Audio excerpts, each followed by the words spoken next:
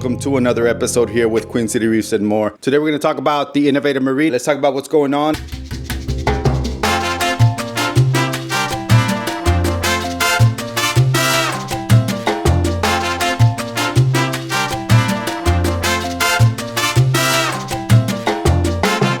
And here it is. It actually had a lot more coral, especially in this area. As you can see, that's where some frags go, but I decided to move some of the repetitive ones because I had a lot of these. I had a bunch of these, and I had a bunch of the Joker torches and so on and so forth. So I decided to put them in my frag tank, and I'm going to take pictures of them and soon put them on the website. But for now, this is what it stands looking like today. Look at this beautiful Ghani. We all know how hard Ghanis can be, but I have definitely been very successful lately. And it's one of those things where I'm like, I don't want to move the tank or do anything to it because Ghanis are doing so well. So one of the ideas is get the torches out, because for whatever reason, my torches are not doing that well. Some of these have a lot of flesh band and so on and so forth, but there's some also, like I would say 25-30% don't make it, and so they don't make the website, so don't worry about that. I keep them for some time now until I start seeing that flesh band build up, and then I decide to place them on the website for sale. So that being said, I'm thinking that I am going to make this maybe a dominant Goniopora tank. So Ghanis of all kinds of color everywhere, and then here and there maybe a Favia, some Zoas or something like that, but I'm going to concentrate the big prime spots for Ghanis. What do y'all think? The other thought is I am going to be converting this into a freshwater tank. So let me put a picture right here and tell you what has inspired me to do this. I've always loved discus. Discus has always been one of those fish that even my family has always liked and admired, and asked if we're ever going to get another tank that is discus fish only. In the past I've had them, but I've never had them with as a planted tank, and so that's what's actually motivating me. So take a look at this picture and you'll see why I'm so leaning towards it. But I don't know if this all-in-one would be a good fit for a freshwater tank, especially one where I want to keep plants. So what do y'all think? All right, so here we are. I'm not going to talk much about the equipment or anything like that because I want to dedicate some videos, being that I've already said my piece about these CJ skimmers. There is an update to come. It's a positive one.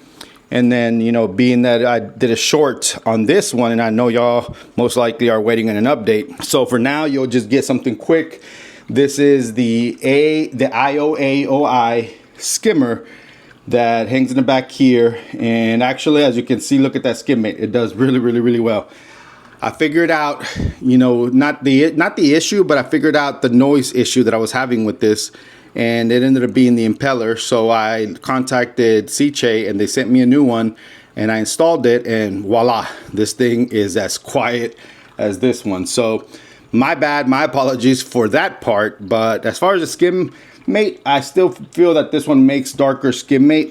I just put the impeller maybe like 2-3 weeks ago, and I had it off for some time, so I turned it actually on today, and we'll see how it does in the next few days and weeks with that new impeller, and I'll keep y'all posted on that long-term review. Here, these pipes here are running a UV sterilizer, and then we have a Tunzi Osmolator Nano 3, but I'm thinking I probably need the bigger one because this is an 80-gallon tank.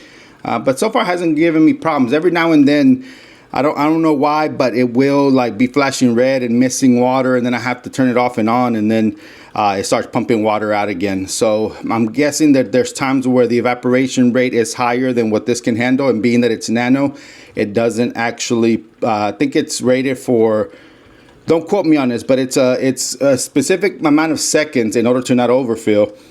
But then you can do the whole disconnect it and reconnect it 3 times, and then it goes up to a higher limit when it comes to seconds. Yeah, I'm definitely not good at giving you all that information as well as others do. But this is information you can find on Google. You can go and Google the Tunzi Osmolator Nano 3 and find that information. As for pumps, I am using one of the Higer Gyras up here. And then I'm using another Higer, one of those pumps. I'm not sure what they're called exactly. I can't remember the name. This tank is doing very well. Aside from not being able to keep torches, what I'm noticing, and maybe you can tell me what I'm noticing in this tank, that the moment they start to split, which you can see the flesh on that one, the moment they start to split is when they start getting pollet bailout. And I have heard some anecdotal information that normally when they split, it's kind of like cutting themselves in half, right? And so they can be very prone to infection. But the thing is, like, man, so if every single one of them, once they start splitting, they start dying because of that split, then what is in my tank that is causing them to do so, right? Because the infection is coming from bad bacteria, I'm assuming.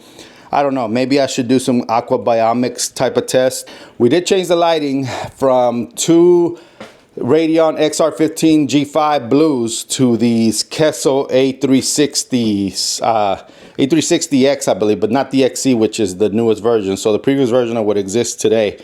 They actually, these lights are surprising. So without that little reflector there, at like maybe 60%, I would only get like 50 par in the middle of the tank.